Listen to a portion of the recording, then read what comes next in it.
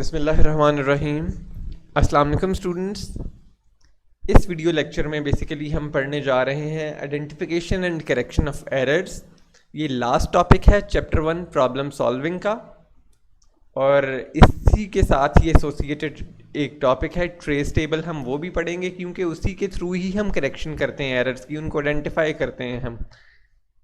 जैसा कि हमने पढ़ा प्रीवियस फेजेस में कि जैसे if an algorithm fails during verification जो कि हम पढ़ के आ चुके हैं, उसके दौरान अगर कोई एल्गोरिथम फेल कर जाता है तो ये इंपॉर्टेंट है कि हम उसकी रूट कॉज को आइडेंटिफाई करें फेलर की, और फिर हम उसको करेक्ट करें। कहता है बाज़ औक़ात ऐसे भी होता है कि जो एरर होता है वो लॉजिकल होता है। It means the solution is working but not giving the required results. कि सोल्यूशन वर्किंग तो होगा बट वो रिक्वायर्ड रिजल्ट्स नहीं दे रहा होता। ठीक है, तो अब आपके पास, और ये जो लॉजिकल एरर्स होते हैं सबसे डिफ़िकल्ट इन्हीं एरर्स को लोकेट करना होता है, लॉजिकल एरर्स को। ठीक है, और ये जो आपके पास हमने टेस्टिंग भी इससे पहले हम वीडियो लेक्चर्स में पढ़ चुके हैं।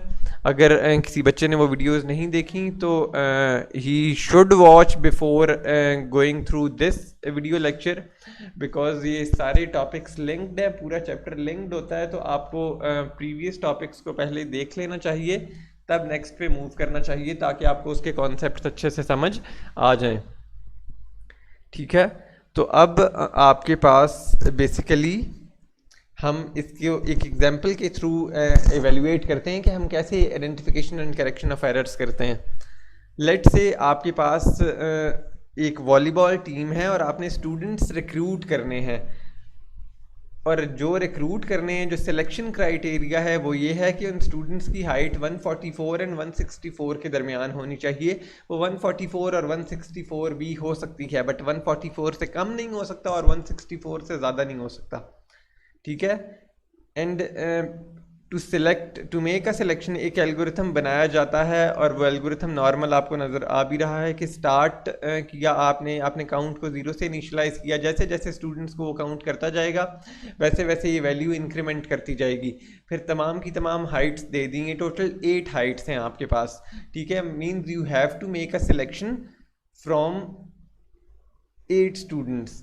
देन आप हाइट पे एक चेक आपने लगाया, जो कि ये है कि हाइट ग्रेटर देन 144 होनी चाहिए। मींस वो 143 नहीं हो सकती, ना ही वो 144 हो सकती है, वो 145 हो सकती है और इससे ग्रेटर हो सकती है।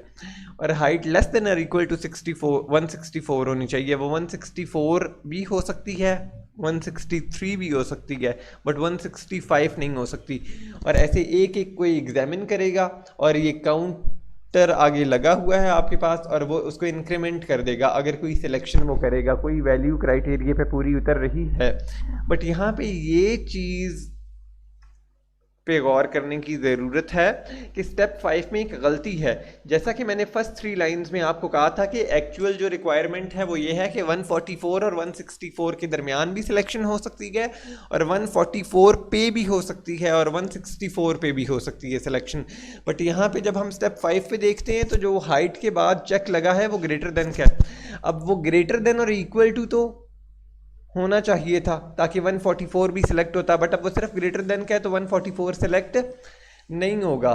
ठीक है, तो बेसिकली हम इस तरह से काउंट, इसमें एरर है जो कि लॉजिकल एरर है। आंसर आएगा बट काउंट एग्जैक्ट नहीं आएगी आपके पास। ठीक है, आ जाएगी बट वो काउंट एग्जैक्ट नहीं आएगी आपके पास। ठीक है, तो इसको फर्दर हम देखते हैं कि कैसे हम इसको सॉर्ट आउट करेंगे।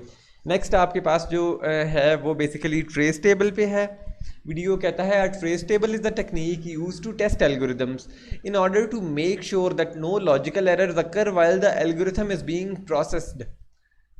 अब बेसिकली एक ट्रेस टेबल को इस्तेमाल करेंगे हम उसको टेस्ट करने के लिए। जो प्रीवियस एल्गोरिथम था उस एल्गोरिथम में गलती क्या थी मैंने आपको क्लियरली बता दिया कि उसमें क्या गलती थी। उसमें एक सिंबल इनकरेक्ट लगा हुआ है, वहाँ पे होना ग्रेटर देन और इक्वल टू होना चाहिए, जबकि वहाँ पे सिर्फ ग्रेटर देन लगा हुआ है।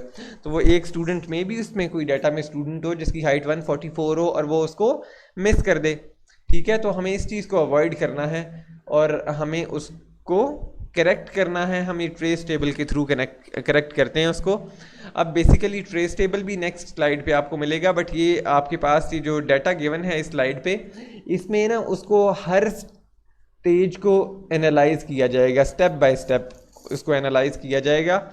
इसको आप रीड आउट करें पहले, और देन हम नेक्स्ट स्लाइड पे मैं आपको इसकी एक्सप्लेनेशन देता हूँ कि what was written on the previous slide, ये उसकी एक्सप्लेनेशन है। इसको आप अच्छे से सुनेंगे तो आपको बिल्कुल क्लियर हो जाएगा कि कैसे ट्रेस टेबल को यूज़ किया गया।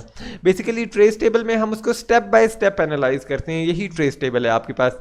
स्टेप 1 में आपने कोई काम नहीं किया, the algorithm is given. Step 2 में आपने काउंट को 0 से इनिशियलाइज किया, मतलब हर स्टेप पे आप एक काम कर रहे हैं सिर्फ। स्टेप 3 पे आपने हाइट्स इंटर कर दी, you did nothing else other than entering heights. Step 4 पे भी आपने कोई काम नहीं किया, ठीक है, सिर्फ आपने स्टेप 4 पे एक चीज़ की, ना आपने काउंट को डिस्टर्ब किया ना आपने हाइट्स को डिस्टर्ब किया।